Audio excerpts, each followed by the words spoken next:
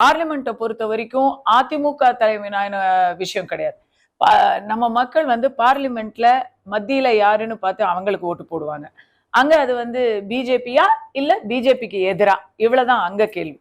ஆனா சட்டமன்றம் அப்படி இல்லை. சட்டமன்றத்துல இது வந்து திமுகவா அதிமுகவா வேற ஏதாவது ஒரு மூன்றாவது சக்தியா அப்படிங்கிற ஒரு கேள்விதான் பதில் சொல்லுவாங்க மக்கள்.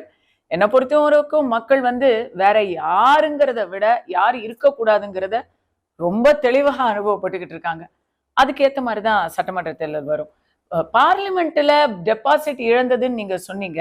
அதுக்கு காரணம் என்னைக்குமே வந்து தேசிய அளவுல அதிமுகவை விட பிஜேபி அப்படிங்கிற ஒரு இடத்துக்கு அதே மக்களே ஓட்டு போட்டிருப்பாங்க. ஒரு டைம்ல கூட்டணியில இருந்த கட்சி தானே, அந்த ஒரு ஞாபகத்துல நினைவுல போட்டிருப்பாங்க. பல பேருக்கு தெரியாது, கூட்டணி இல்லைன்னே தெரியாது. இப்ப நான் வந்து வேற்று மாநிலத்துல போய் நான் வந்து கேரளா கர்நாடகா போன்ற மாநிலங்கள்ல கடந்த 2 வாரங்களாக சுற்றுப்பயணத்தை மேற்கொண்டு இருந்தேன். அந்த நேரத்துல இன்னும் இங்க வந்து பாஜகவுல தலைமை மாறி இருக்குங்கிறது அங்கெல்லாம் இன்னும் போய் சேரல ரெஜிஸ்டராவில். ஸோ இதெல்லாம் வேற, இந்த கணக்கெல்லாம் வேற.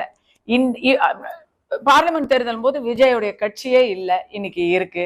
பார்லிமெண்ட் தேர்தல் போது பாஜக தலைமை வேற, இன்னைக்கு வந்து நயனா நாகேந்திரன் அவர்கள் இருக்கிறாங்க. அப்ப கூட்டணி இல்லை, இப்ப கூட்டணி இருக்கு. மக்களுக்கும் எல்லாமே பார்த்து தாங்க இருக்காங்க. They will vote for the right choice. அங்க நிறைய ஸ்ட்ராட்டஜிஸ் வந்து பார்ட்டியில இருக்கிறதே வந்து அவங்களுக்கு வந்து பாசிட்டிவா ஒர்க் அவுட் ஆகல. ஒவ்வொருத்தர் நிறைய பேரு எல்லாருக்கும் ஒவ்வொரு கருத்து இருக்கு, எல்லாருக்கும் ஒவ்வொரு அணுகுமுறை இருக்கு. அது வந்து இப்ப நம்ம ஓப்பனா சொல்லுவோமே, தாவேகா தமிழக வெற்றி கழகம் என்பது விஜய் அவர்களுடைய பார்ட்டி. விஜய்க்காகத்தான் அங்க வந்து எல்லாருமே வந்து அவர் பின்னாடி வர்றாங்க. ஆதரவாளர்கள், வாக்காளர்கள், முதல் தலைமுறை இளைஞர்கள் எல்லாரும் விஜய்க்காக தான் வராங்க. அங்க இருக்கக்கூடிய பிரசாந்த் கிஷோருக்காகவோ இல்ல கட்சியில இருக்கக்கூடிய எல்லாம் பெரிய தலைவர்கள் தான் அவங்களுக்காக வரல. அவங்க எவ்வளவு நல்லா பேசினாலும் அவங்க இந்த ஒரு வருடத்துக்குள்ள அவங்களுக்கான அடையாளத்தை உண்டு பண்ணி அடுத்த கட்ட தலைவர்களா அவங்க வந்து ப்ரொஜெக்ட் ஆகணும்னு நினைக்கிறது வந்து பேக்ஃபயர் ஆகுது. என்னோட தாழ்மையான அபிப்பிராயம்.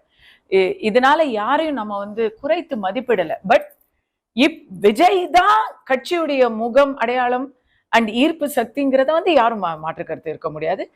அதை வந்து கெடுக்கிற மாதிரி ஸ்ட்ராட்டஜி சரியா ஒர்க் அவுட் ஆக மாட்டேங்குது. ஒண்ணு.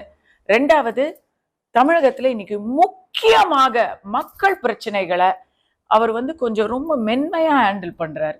எல்லாத்துக்குமே வந்து அறிக்கை மட்டும் கொடுக்குறாரு. அம்பேத்கர் அவர்கள் சிலைக்கு மாலை போடுறது கூட ஈசிஆர்ல இருக்கிற அம்பேத்கர் சிலைக்கு தான் போடுறாரு. மக்களை அவர் வந்து சந்திக்கணும் அப்படிங்கிறது வந்து அது கம்பல்சரி. அது அவர் எவ்வளவு நாள் தள்ளி போட போறாருன்னு தெரியல. அதனாலதான் கொஞ்சம் கொஞ்சமா இப்போ மற்றவங்க எல்லாம் ஒர்க் ஆரம்பிச்சுட்டாங்க. திமுகவை பொறுத்த வரைக்கும் வேற லெவல் ஒர்க் ஆரம்பிச்சுட்டாங்க. அங்கங்க அவங்க வந்து எப்படியாச்சும் ஆபாசமாவது பேசியாவது டெய்லி ட்ரெண்டிங் ஆகிக்கிட்டு இருக்காங்க.